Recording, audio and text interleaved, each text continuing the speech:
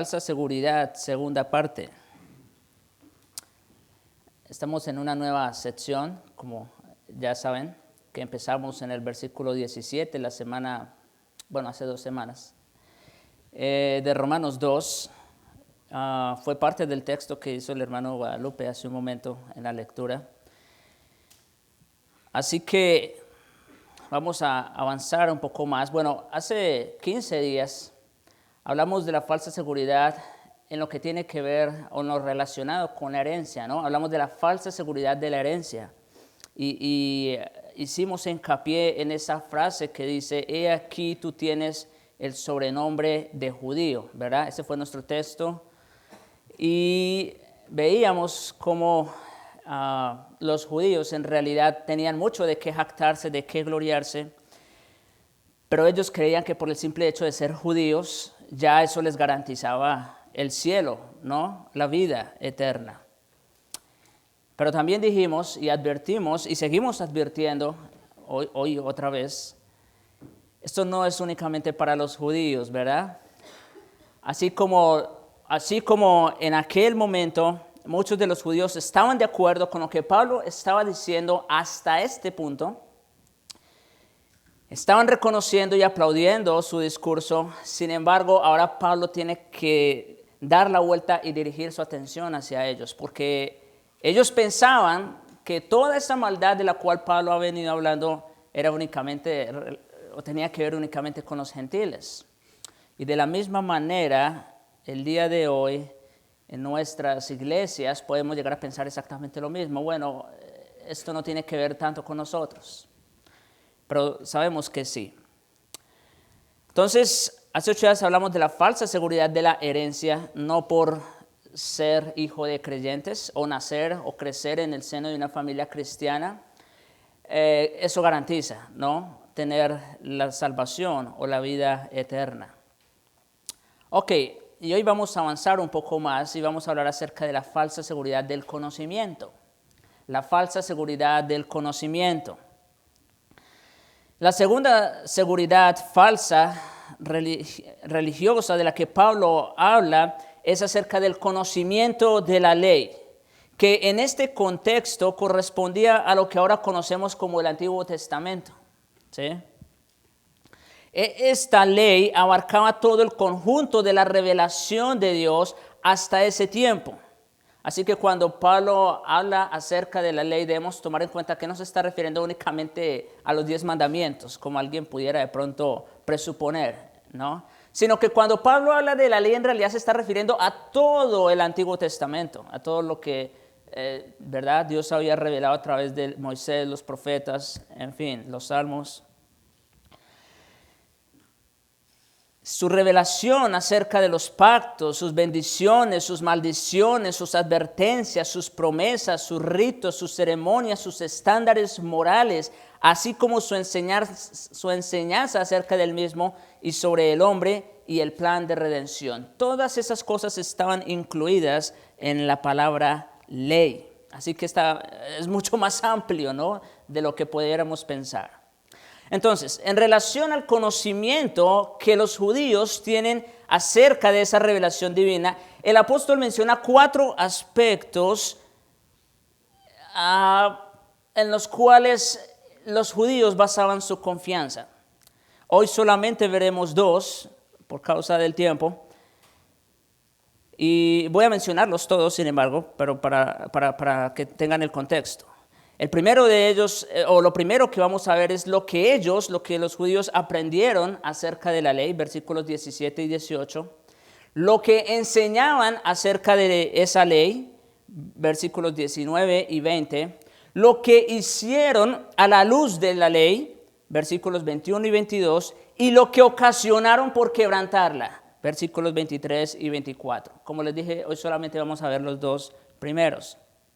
En primer lugar, lo que aprendieron acerca de la ley, lo que los judíos aprendieron acerca de la ley. Versículos 17 y 18 de Romanos 2.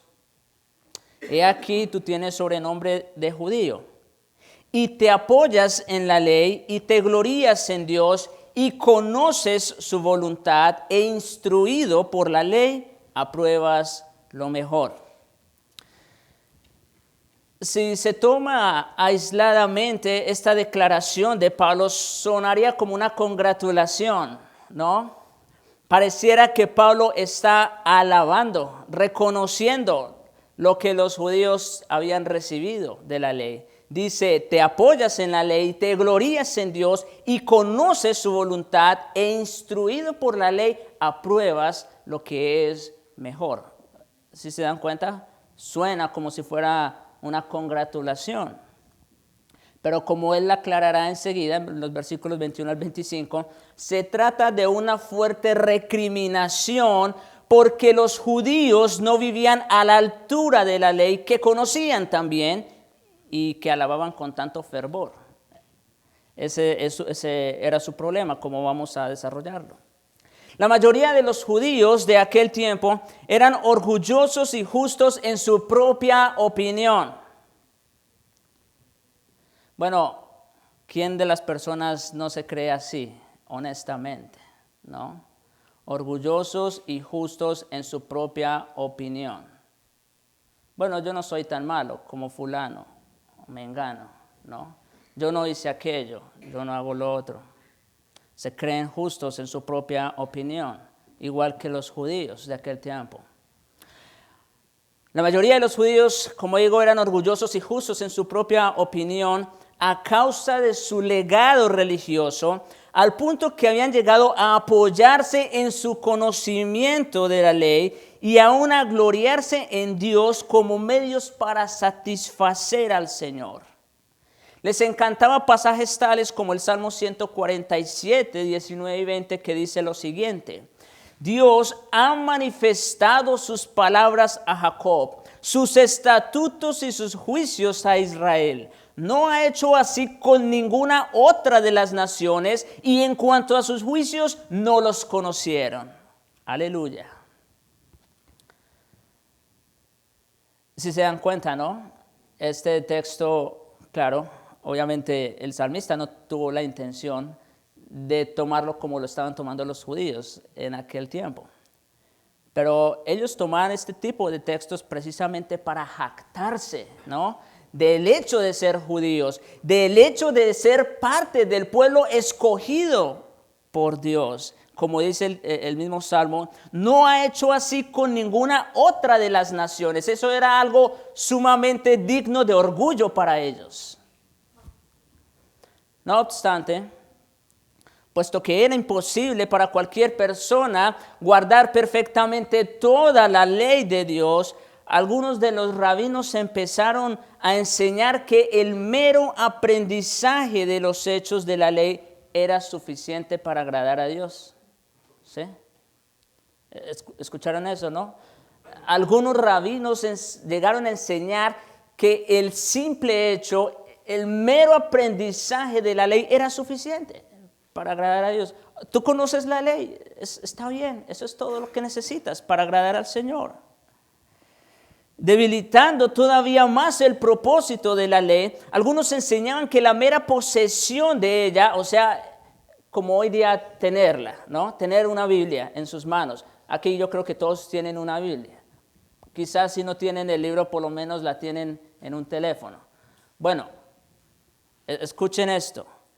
Debilitando todavía más el propósito de la ley, algunos enseñaban que la mera posesión de ella en la forma de rollos escritos, como era común, era suficiente para tal efecto. O sea, es decir, si usted tiene una Biblia en su casa, eso es suficiente para agradar al Señor. Bueno, hay algunos, no sé, yo creo que ustedes saben, que la tienen abierta en el Salmo 91 o cualquier otro salmo, cosas así, ¿no? Solo como algo ritual quizás, pero y ellos creen que eso es suficiente, que con tener la Biblia abierta es suficiente. Otros todavía enseñaban que los judíos estaban a salvo del juicio de Dios por el simple hecho de que como un pueblo habían sido escogidos especialmente para ser depositarios y guardianes de la ley de Dios. Entonces, como Dios había escogido a la nación de Israel para de alguna manera ser aquellos depósitos en los cuales Dios había revelado su santa ley. Entonces ellos creían que por ese simple hecho eso era más que suficiente. Dios nos ha escogido como nación, eso es suficiente, eso nos va a llevar al cielo.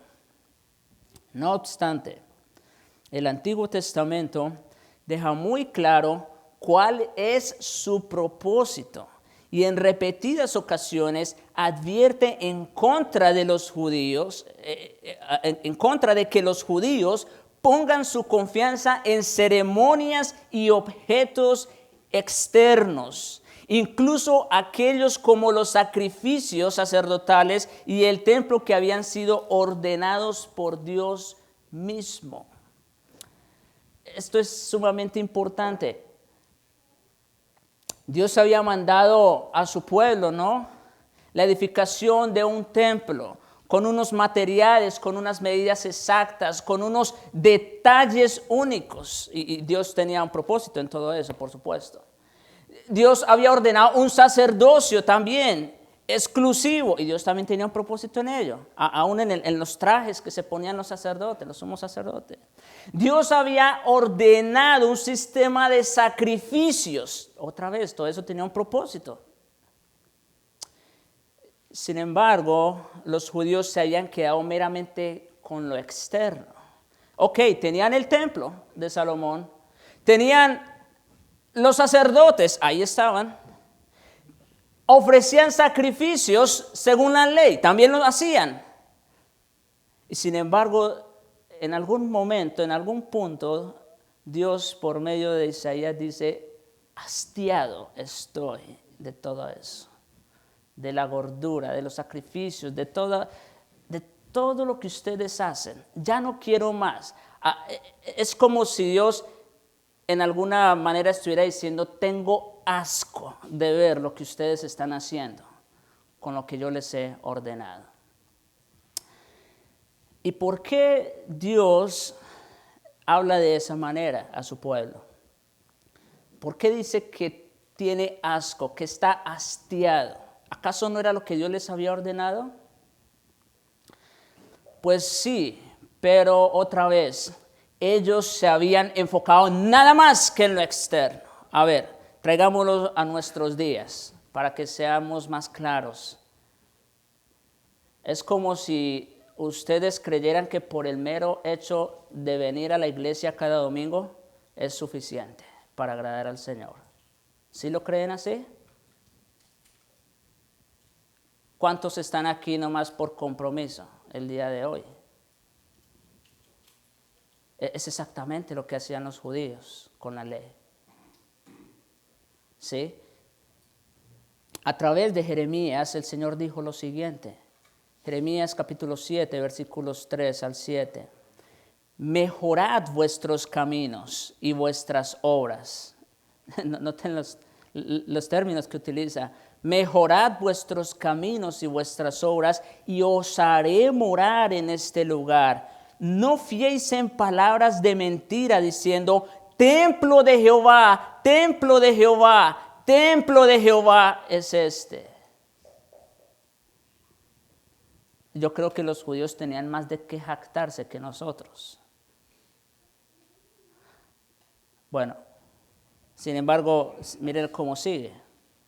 Pero si mejorareis cumplidamente vuestros caminos, vuestras obras, si con verdad hiciereis justicia entre el hombre y su prójimo, y no oprimiereis al extranjero, al huérfano y a la viuda, ni en este lugar derramareis la sangre inocente, ni anduviereis en pos de dioses ajenos para mal vuestro, os haré morar en este lugar, en la tierra que di a vuestros padres para siempre.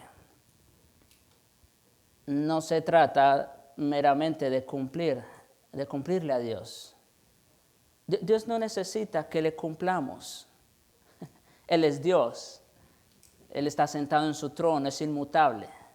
Absolutamente nada lo va a cambiar. El punto es si realmente nuestras vidas están consagradas al Señor. No se trata solamente de lo externo, volvemos al punto. No se trata meramente de cumplir. En otras palabras, la inmunidad y la seguridad espiritual no se encontraban en el templo, sino en Dios mismo. ¿Ven la diferencia? La seguridad de los judíos no estaba en el templo, sino en Dios mismo, quien había decidido venir y habitar entre ellos como pueblo santo de Dios.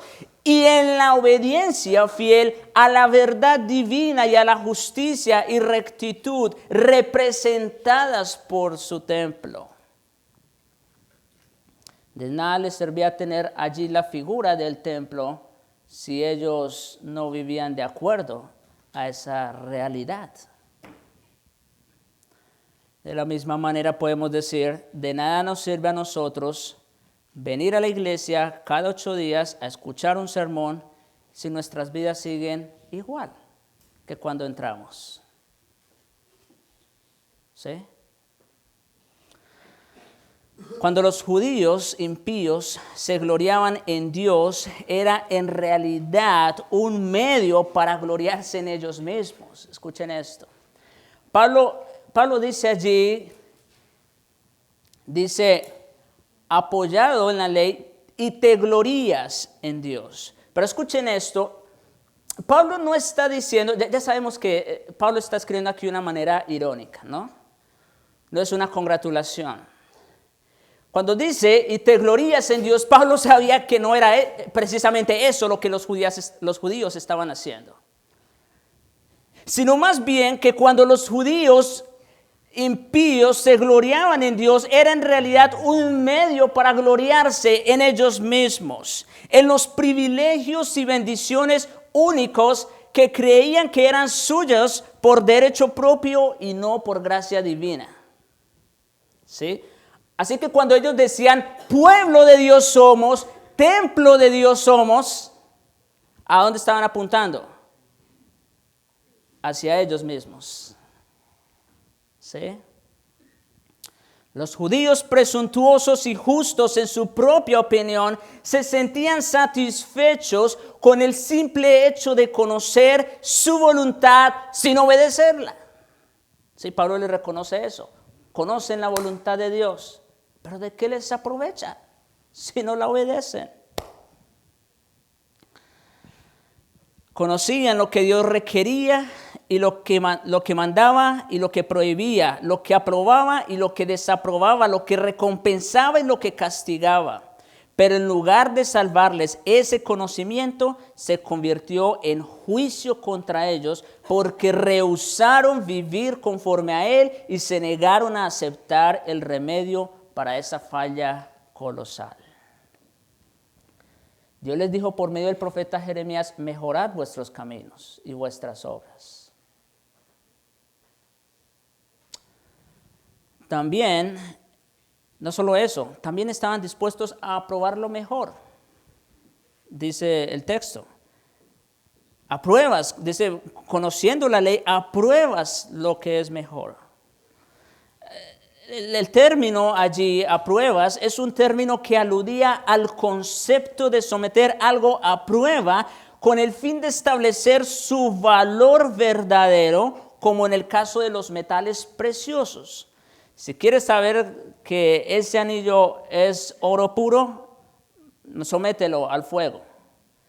Si se quema o si algo le pasa, eso no era oro. Téngalo por seguro. El oro puro no se corrompe. En otras palabras, los judíos no solo tenían los medios para conocer lo que era bueno y malo, sino también para discernir cuál era la parte más importante de la ley de Dios. Wow. Y esto es importante. Los judíos no solamente conocían lo que era bueno y malo, ellos tenían el discernimiento dado por Dios para saber cuál era la parte más importante de la ley, para conocer el espíritu de la ley. Y es por eso que nuestro Señor Jesucristo en el Sermón del Monte les recrimina tanto eso, ¿no? No adulterar no es solamente cometer el acto. Es que cuando miras a una mujer para codiciarla, ya adulteraste. ¿Sí?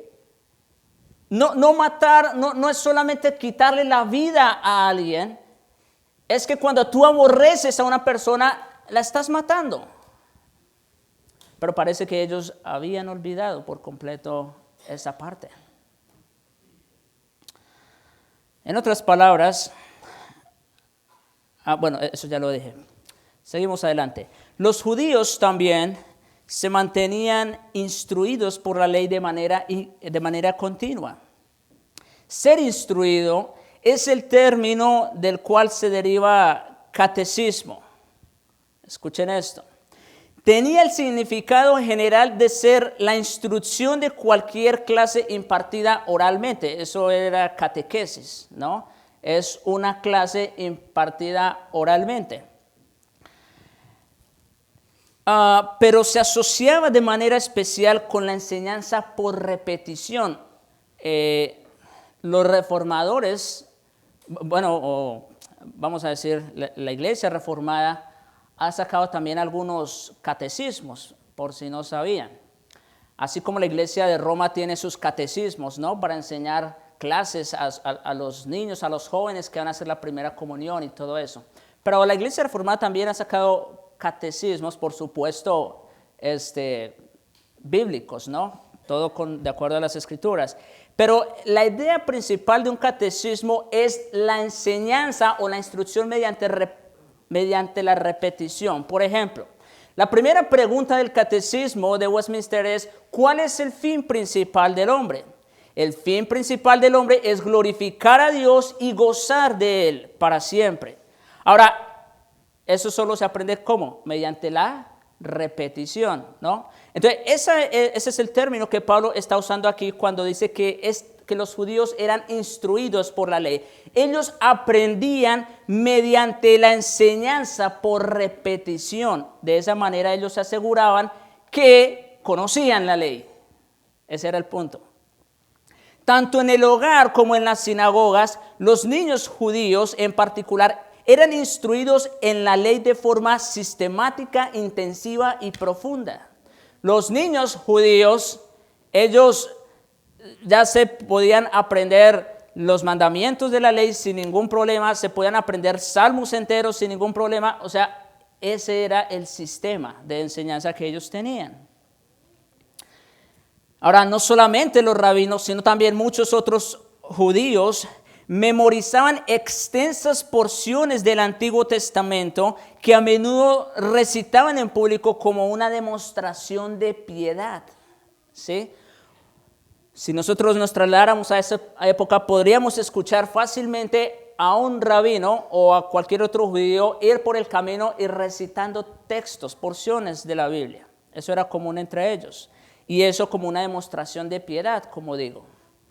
Sin embargo, volvemos al punto.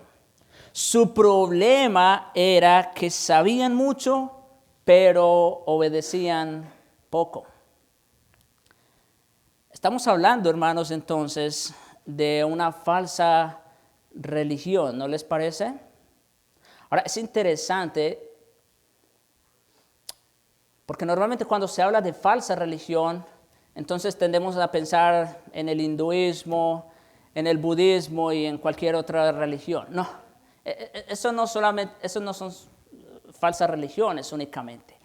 Estas personas, este pueblo, esta nación, escogida por Dios por pura gracia, y sin embargo ellos, teniendo el conocimiento de la voluntad de Dios, del Dios vivo y verdadero, y sin embargo ellos también se habían convertido en meramente religiosos y habían hecho del conocimiento de la ley de Dios una mera religión.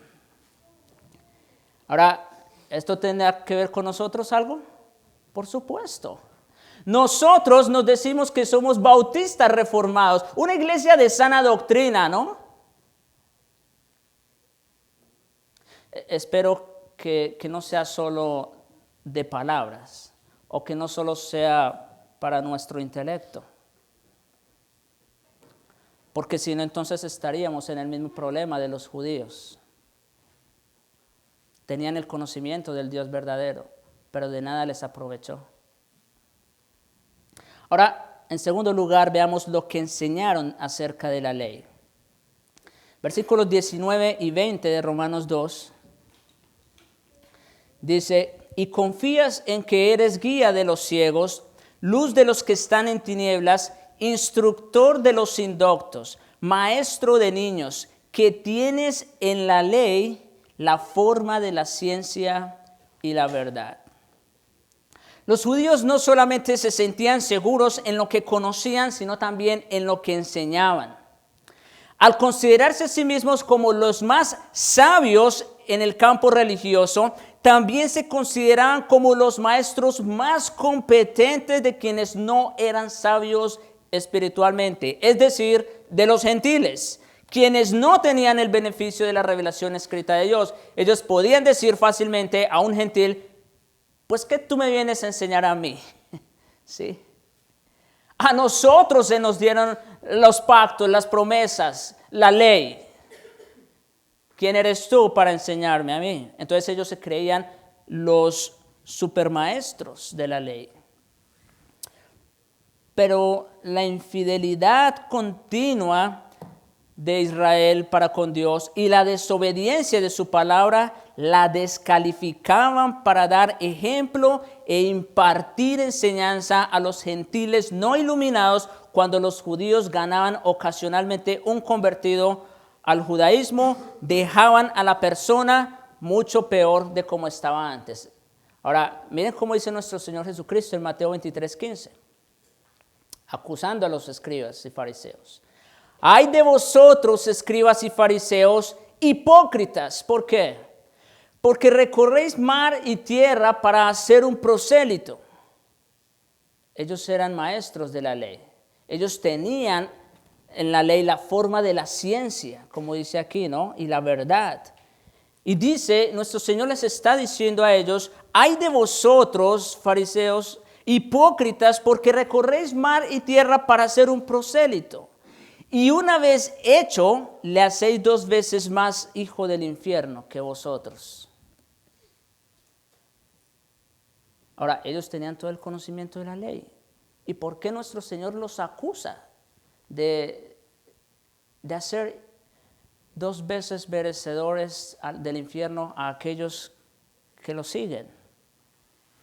Bueno, porque en lugar de dirigir a los gentiles para que depositaran su confianza en el Dios verdadero y se hicieran obedientes a su voluntad, los líderes judíos ahogaban a sus prosélitos en el vasto sistema rabínico de tradiciones legalistas fabricadas por el hombre mismo.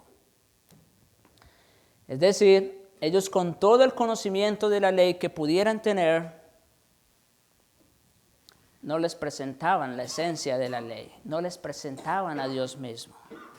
Ellos, todo lo que les importaba era ver en sus seguidores una fachada, una apariencia.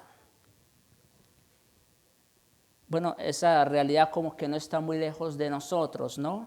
¿Cuántos pastores, predicadores hoy día buscan tener una iglesia intachable, exteriormente por lo menos, ¿no? Que no se tenga algo de qué acusarle, vamos a decir. Cuidan la manera de vestir de las mujeres, la manera de hablar. Cuidan cada detalle minucioso. Quieren controlar la vida de los prosélitos, ¿no? ¿Qué es eso? Pues es precisamente lo que Cristo está acusando a los escribas. Ahogar a los prosélitos, a las personas con falsas tradiciones de los hombres. En Romanos capítulo 2, versículos 19 al 20, Pablo menciona 4 áreas específicas en las que muchos judíos se consideraban a sí mismos maestros con superioridad espiritual. Vamos a verlas rápidamente. En primer lugar, dice: confía que eres guía de los ciegos. Ahora, los judíos en general y los escribas y fariseos en particular se consideraban como mentores superiores de la comunidad en cuestiones morales y espirituales. Siempre que había una discusión en el ámbito moral o espiritual, ¿quiénes tenían la última palabra? Pues los doctores de la ley, por supuesto, ¿no? Se veían a sí mismos como guías espirituales de sus hermanos judíos indoctos y en especial de los paganos gentiles que eran ciegos espiritualmente. Así los consideraban, por lo menos. Pero debido a su orgullo arrogante y a su desfachatada hipocresía, Jesús los acusó de ser guías ciegos. Otra vez, Mateo 23. Vamos un momento allá rápidamente. Mateo capítulo 23, versículos 24 en adelante. Dice, guías ciegos. ¿A quiénes les está diciendo el Señor estas palabras? Bueno, ya sabemos. Guías ciegos, que coláis el mosquito y tragáis el camello. Se fijan en los detalles mínimos, pero igual. Ay de vosotros, escribas y fariseos, hipócritas, porque limpiáis lo de afuera del vaso y del plato, pero por dentro estáis llenos de robo y de injusticia. Fariseo ciego, limpia primero lo de dentro del vaso y del plato, para que también lo de fuera esté limpio. Ay de vosotros, escribas y fariseos, hipócritas, porque sois semejantes a sepulcros blanqueados, que por fuera a la verdad se muestran hermosos, mas por dentro están llenos de huesos muertos y de toda inmundicia. Ellos se creían a sí mismos maestros de ciegos, y nuestro Señor los está acusando a ellos de ser guías ciegos. Y esa era la realidad después de todo. Al no presentar, al no llevar a los prosélitos a un verdadero conocimiento del Señor, a una confianza en el Señor, ellos estaban siendo ciegos, guías ciegos. Lejos de estar calificados para guiar a otros, ellos mismos tenían la gran necesidad de ser guiados.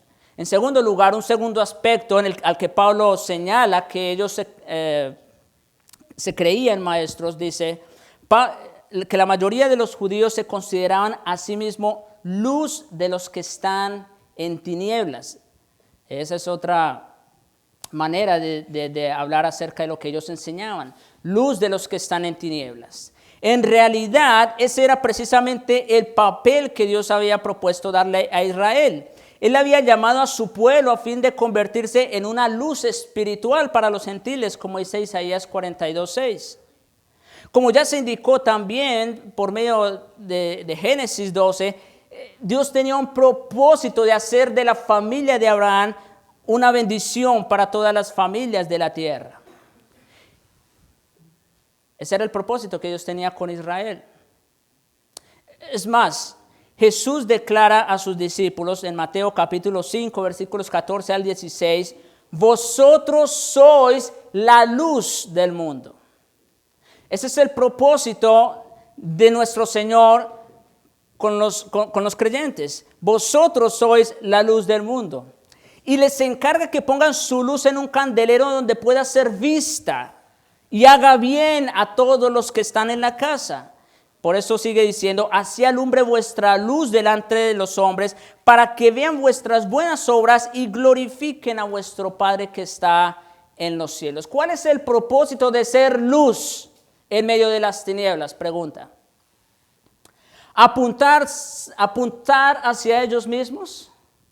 Mire cómo dice Cristo.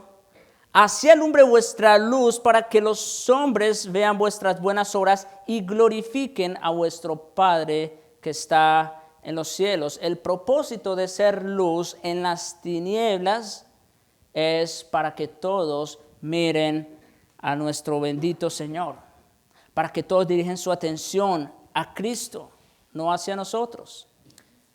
Pero otra vez, ellos solamente se jactaban de ser maestros, luz de los que están en tinieblas. Número 3. El judío justo, en su propia opinión, se enorgullecía de ser un instructor de los indoctos. ¿Sí? Esa es la tercera cosa que Pablo menciona aquí. Instructor de los indoctos. Aquí otra vez el enfoque básico es en los gentiles, a quienes la mayoría de los judíos consideraban como indoctos en el área de la religión, incluso a los más sabios de ellos. Así que fácilmente los judíos podían considerarse maestros en ese sentido. Delante de cualquier gentil, ellos pasaban como doctores de la ley. Número 4. El judío justo, en su propia opinión, se consideraba maestro de niños. Maestro de niños. Ahora, vamos a ver qué quiere decir con esa expresión. La expresión alude a la enseñanza de niños muy pequeños, en este caso, niños en la fe judía. A la luz del contexto, es probable que el término niños represente aquí a prosélitos del judaísmo, los cuales necesitaban recibir una instrucción especial. Habían muchos judíos, ¿no?, que habían sido esparcidos. Entonces, ahora en tiempos de Pablo, muchos de ellos regresando al judaísmo, entonces, vamos a decir, necesitaban ser instruidos. Y es en ese sentido que Pablo se refiere a ellos como maestros de niños.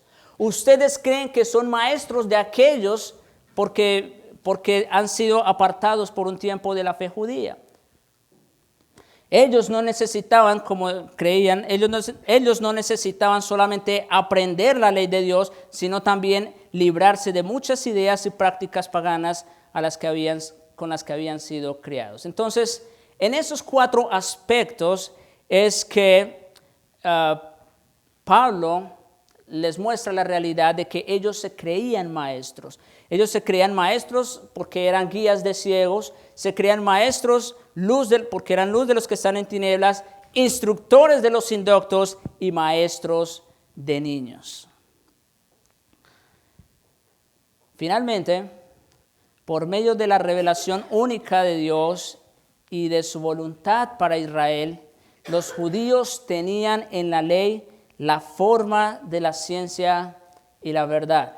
Eso dice el versículo 20, que tienes en la ley la forma de la ciencia y la verdad. Morfosis o forma tiene el significado básico de croquis o un breve bosquejo. Eso significa forma. Y por ende, parece mejor traducir la palabra como semblante o apariencia. Pues a lo largo de este pasaje, Pablo hace énfasis en la superficialidad religiosa. Yo creo que eso aquí todos lo tenemos claro.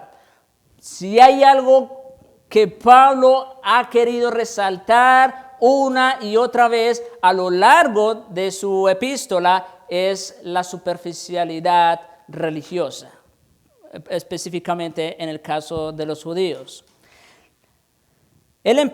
Pablo emplea esta misma palabra en 2 Timoteo 3:5, donde advierte acerca de los hombres en los últimos días, que dice que tendrán apariencia o forma, él utiliza la misma palabra, morfosis, apariencia de piedad, pero negarán la eficacia de ella. En ambos pasajes está implícito el concepto de falsificación. En otras palabras, lo que Pablo está diciendo allí cuando dice que tienen en la ley la forma de la ciencia y la verdad, les está diciendo exactamente eso. Solo tienen la apariencia. ¿Ustedes creen que por tener la ley escrita en sus casas, creen que eso es suficiente? ¿Ustedes creen que por saber textos de memoria eso es suficiente? Ustedes en realidad solo tienen en la ley la forma, no el fondo. La forma, la apariencia de la verdad y de la ciencia, pero no es verdadera. Como algo que es verdadero, aquí podemos ver también la obra del enemigo, sin duda alguna. y hasta dónde el corazón puede engañar a las personas. Como partiendo de algo que es verdadero, como lo era la ley de Dios, como lo era el Antiguo Testamento, cómo los judíos habían hecho de esa verdad, porque es verdad, la habían hecho solo una forma o una apariencia. Ahora podemos otra vez venir a nuestro tiempo y decir, ¿acaso solo tenemos en nuestras Biblias o en lo que sabemos, en lo que conocemos, solo tenemos la forma, la apariencia? Quizás algunos aquí solo tengan eso, la forma. Que tengan en la Biblia o que tengan en la iglesia la forma, la apariencia, pero no la verdad. Sin duda alguna, los judíos tienen en la ley la revelación de la ciencia y la verdad divinas, pero su entendimiento, enseñanza y ejemplificación práctica de ella se habían entorpecido a tal punto con la tradición rabínica que la verdadera ley de Dios quedaba por lo general sin conocerse ni acatarse. Ya los rabinos, creo que lo dije alguna vez antes, ya los rabinos enseñaban más las tradiciones de los hombres que la misma ley de Dios. Es como hoy día ir a un seminario. Normalmente una persona entiende que ir al seminario pues es a estudiar la Biblia sobre todas las cosas, ¿no? Pero si ustedes van a la mayoría de los seminarios el día de hoy, lo que van a tomar son clases de humanismo, de filosofía, de psicología, de un montón de ciencia y conocimiento. ¿Y de la Biblia? Bueno, esa está ahí, opcional, ¿no? Hay sacerdotes el día de hoy que reconocen eso, que fueron a sus seminarios y nunca estudiaron la Biblia. Bueno, quizás no pase tanto en los seminarios reformados, ¿no? Pero volvemos al punto. Que no nos pase lo de los judíos, que nos quedemos solo en la forma, en la apariencia, porque entonces caeríamos en una superficialidad religiosa. Un par de aplicaciones. En primer lugar, conocer la ley de Dios no es suficiente. Otra vez, conocer la ley de Dios no es suficiente. Ya saben qué quiero decir cuando digo ley, ¿no? O lo que Pablo por lo menos quiso decir. Cuando hablamos de ley nos referimos a la Biblia, a las Escrituras. Conocer la Biblia no es suficiente. Es necesario obedecerla. Romanos 2, versículo 13, ya lo vimos. Porque no son los oidores de la ley los justos ante Dios, sino los hacedores de la ley serán justificados. ¿Sí? ¿Quiénes son los que serán justificados? Bueno, según este texto, ¿verdad? ¿Los oidores de la ley? ¿Los que conocen la ley? No, los hacedores. Sin embargo, escuchen esto.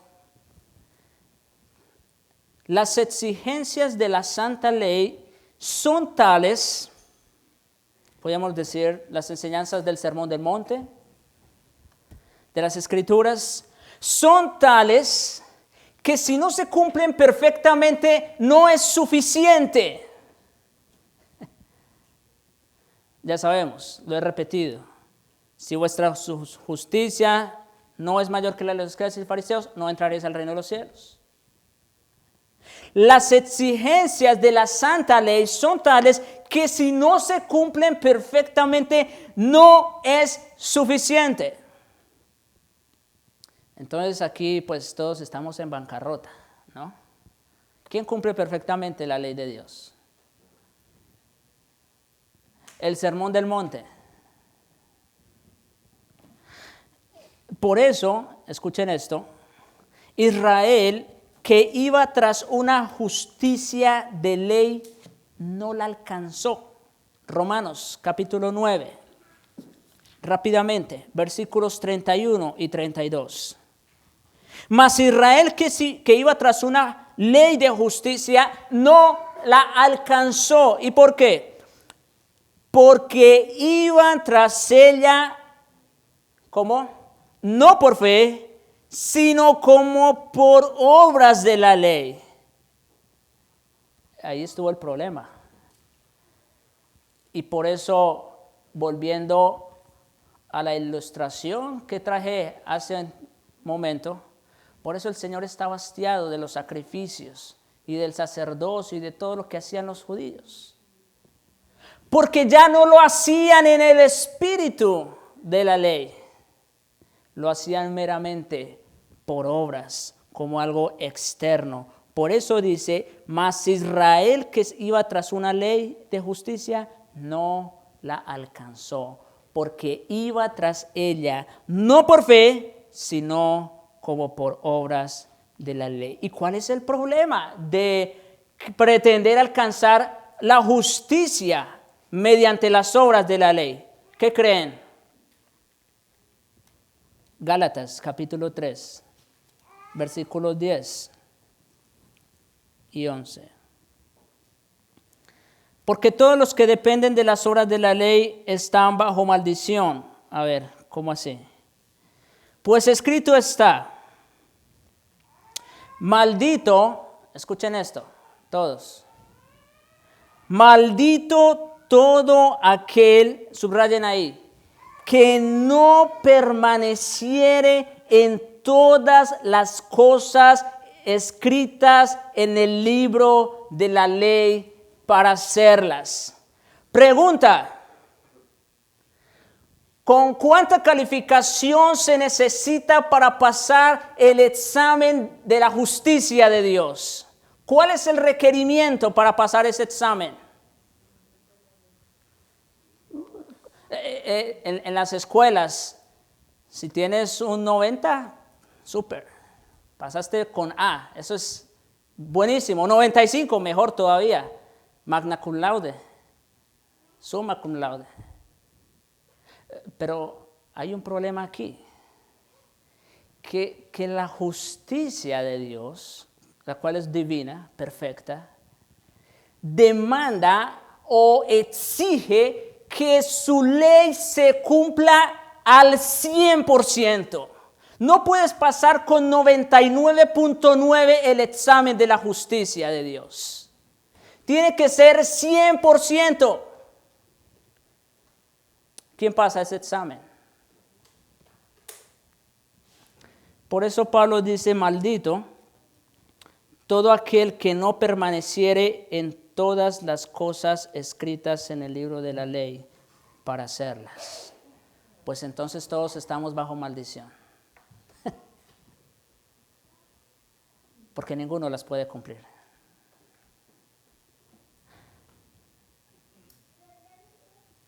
Versículo 11. Y que por la ley ninguno se justifica para con Dios, es evidente. Estamos bajo maldición, sí. La ley nos acusa y nos condena. El justo por la fe vivirá. ¿Qué es todo lo que se necesita para pasar ese examen de la justicia de Dios? Sí, tenemos que obedecer la ley, pero como no podemos obedecerla, alguien ya la obedeció perfectamente. Apenas leí un mensaje que decía más o menos como, ¿por qué la Navidad es tan importante como la Semana Santa? Bueno, porque para algunos religiosos quizás la Semana Santa es más importante que la Navidad. Pero ¿por qué la Navidad es tan importante como la Semana Santa? Bueno, por la simple razón, dos cosas. Uno, para morir, ¿qué tenía que haber primero? Un nacimiento. Si Cristo no nace, No podía morir. Así de sencillo. Y número 2, porque nosotros somos justificados no meramente mediante su obediencia pasiva, es decir, su muerte en la cruz, lo cual sí, eso es verdad. Pero también, y no menos importante, escuchen esto, mediante su obediencia activa. Si solamente fuera su obediencia pasiva a nuestro favor, entonces Dios como que nos volvería a poner en un estado neutral, como cuando Adán, sin pecado, si solo fuera su muerte. Entonces quedaríamos en esa condición. Pero lo grande de esto es que no solamente Dios nos pone moralmente en un nivel neutral, sino que se nos imputa su justicia a nosotros. Ahora, ¿cuál justicia de Cristo es la que se nos imputa a nosotros? ¿La de su muerte? No, esa fue para expiar nuestro pecado. La que se nos imputa fue su obediencia activa. Toda su vida, sus 33 años de vida, de obediencia al Padre, se nos cuenta a nosotros para ser justos.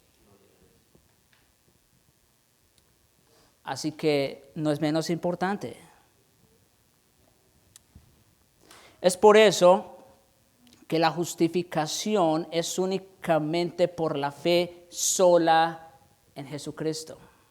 Él fue el único que en toda su vida, viviendo igual que nosotros, nunca pecó.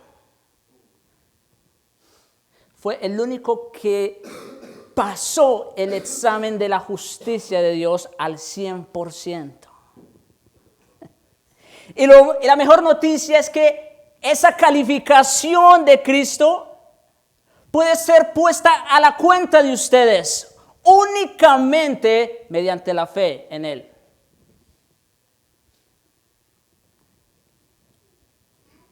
Eso era lo que los judíos habían olvidado.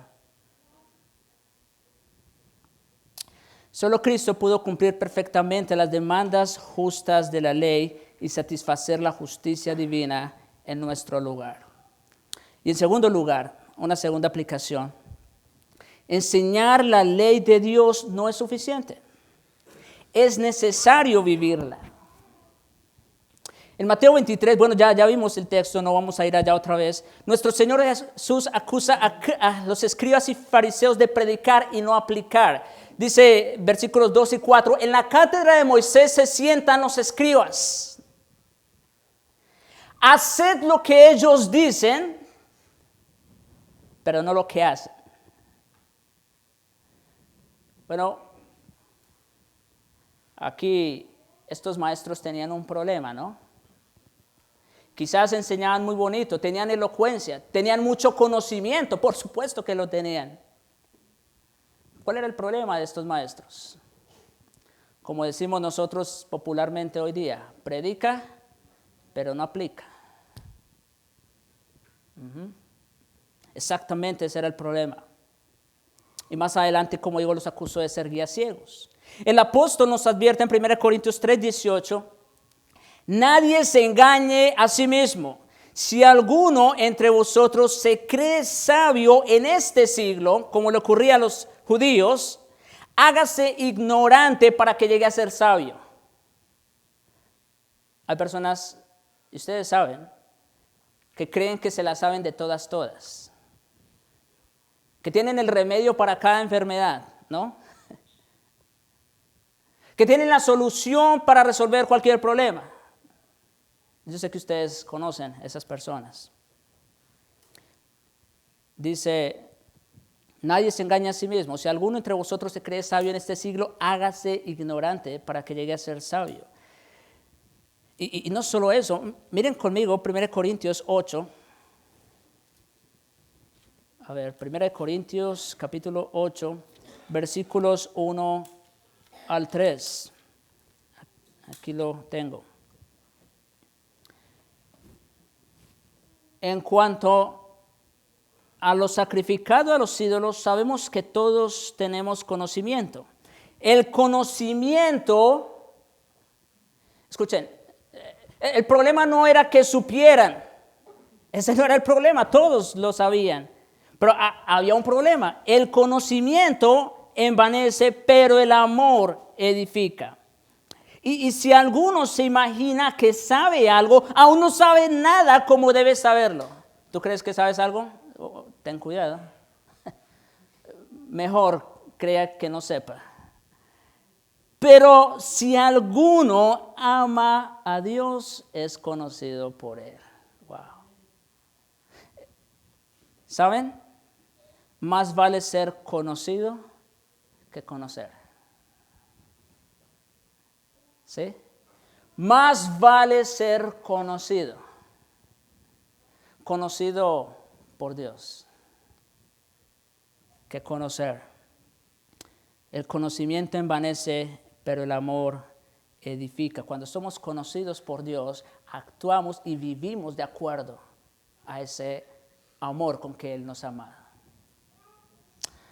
Como afirma Pablo en Romanos 13, versículo 10, el amor no hace mal al prójimo. Así que, ¿quieren saber cómo guardar la ley de Dios? El cumplimiento de la ley es el amor. Dijimos que es necesario guardar la ley, ¿no? Y eso va. No lo quiten de ahí. Eso va. El cumplimiento de la ley es el amor. Es decir, si somos conocidos por Dios, si somos amados por Dios, el amor de Cristo nos constriñe o nos mueve por dentro, nos impulsa a amar. Amarlo a Él, por supuesto, y amar a nuestro prójimo. 100% en el examen. ¿Sí? Cristo lo hizo por nosotros. Sí. Y ahora nosotros, en esa fe, también lo podemos hacer. Siendo conocidos por Él y amados por Él. Obedecemos la ley cuando amamos al prójimo. Esa es una señal de verdadera vida espiritual. Oremos.